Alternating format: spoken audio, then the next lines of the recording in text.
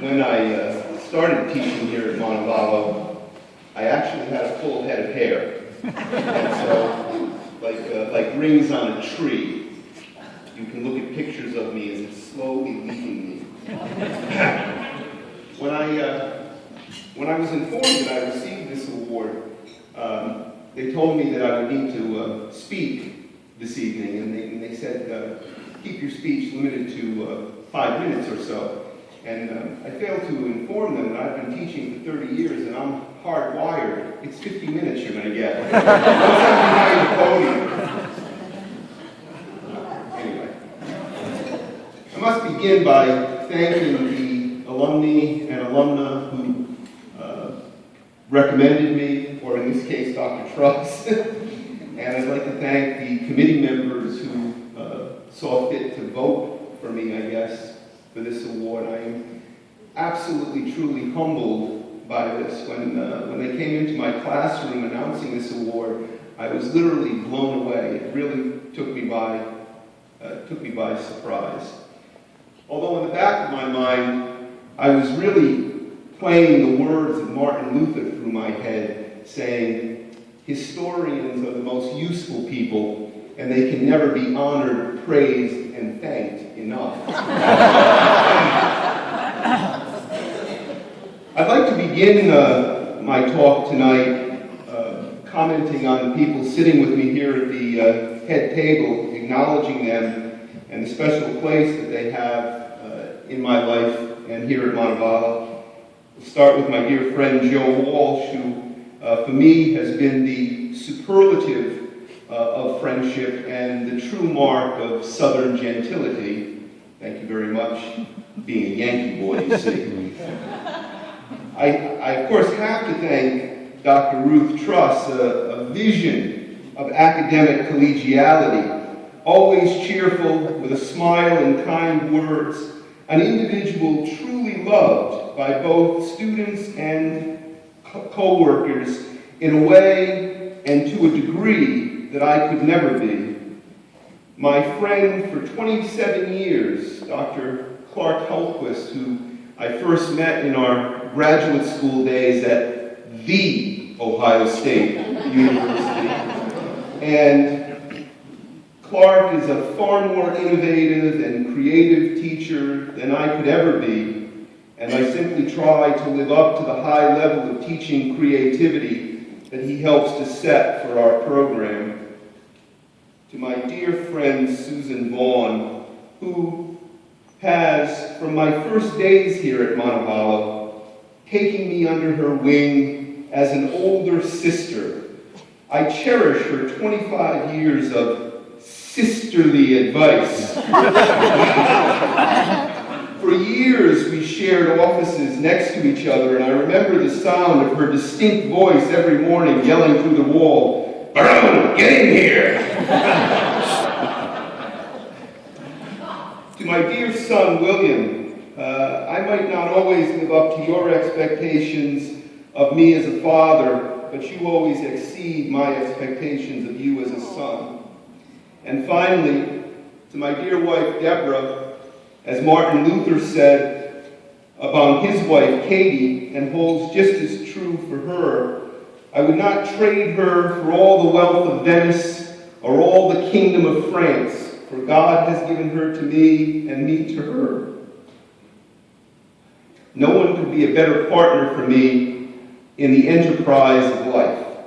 And I do also have to mention my dear friend, Cindy, who, even though she's retired now and could sit on her porch drinking beer, she comes and sits in on my classes because apparently she's interested in it. Or at least that's what she tells me. I've been very fortunate to have a career in a field that I love.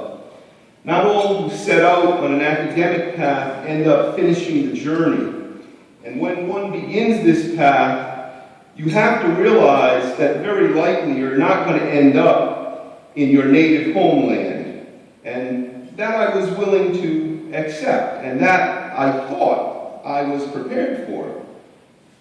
But I had no idea that I'd end up in Alabama. For a parochial Yankee like myself, I thought it was enough suffering for my poor mother that I moved to Ohio. And I remember distinctly the tears coming down her face when I refused to accept the position at Boston, which would have been closer to home, and went to Ohio. And she said, "Why are you going so far away?" And I said, "Mom, it's not that far. It's only, a day's ride." She goes, "But it's on the other side of the Hudson River." She had a confused understanding of geography, apparently. But at any rate, once I was offered the position here at UM, I of course accepted it without hesitation or reservation, sounding the words of Erasmus through my head as I did so, that a scholar's home is where his books are. But of course here at Montevallo, maybe it's a little bit more than that after 25 years. I quickly realized that Montevallo was a special place with affable colleagues and for the most part, sound and eager students.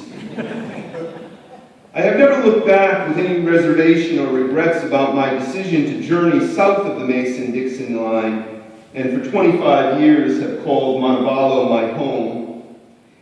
As for my teaching, I hope that I live up to the expectations that students and the profession have of me. It's funny how some things just stay in your mind and years later you remember them, and I have two experiences I'd like to share with you this evening regarding teaching. One was when I was a high school student. It was my senior year in high school, and we were taking a course in American literature, and I remember this one section of the course, we're reading this material on the Transcendentalist, and you think of the Transcendentalist, you think of Emerson, and you think of Thoreau, but it's this one quotation from Amos Bronson Alcott, who, for those of you, is the father of Louisa May Alcott. Okay, and he said, "A true teacher defends his students against his own personal influence." I've been pondering that statement for about 35 years now. I think that what it means is that I hope in my own way, in my various classes, that I can excite my students with a love of history and for them to see the relevance and the importance of history. But I don't want to make them copies of myself. The mark of a good teacher is to allow his students to develop their own ideas and interpretations and not to get too frustrated or too upset if their conclusions differ from your own. So that's one thing. The second experience I had was in a class much later in graduate school in medieval philosophy, and we were reading some of the works of Peter Abelard, who was, a famous medieval philosopher, and I came across this particular quotation, and it's stuck in my mind ever since. "Dubitando eniam ad inquisitionem venimus, inquirendo veritatem principimus." Oh, I forgot to tell you, they speak Latin in the Middle Ages, right? The quote translates as, "For in doubting we come to inquiry, and through inquiry we perceive the truth." And I should say that that's the key to academic growth, to question what we read, to challenge our deepest and most cherished beliefs, to look at old ideas in new ways. I hope in my intellectual journey I can hold to that truth and can instill its dictum in my own students. On a final note, I would just like to say that we as teachers have a most crucial role to play in saving society from itself. Because without education, we are in dangerous and deadly peril of taking educated people seriously.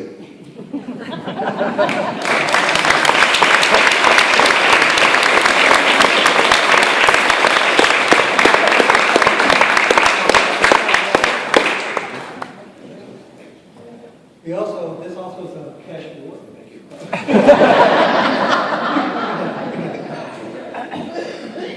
Like present this plaque, it says, in grateful appreciation to your dedication to the University of Alabama. Thank you. I'll be in the middle initially. Thank you.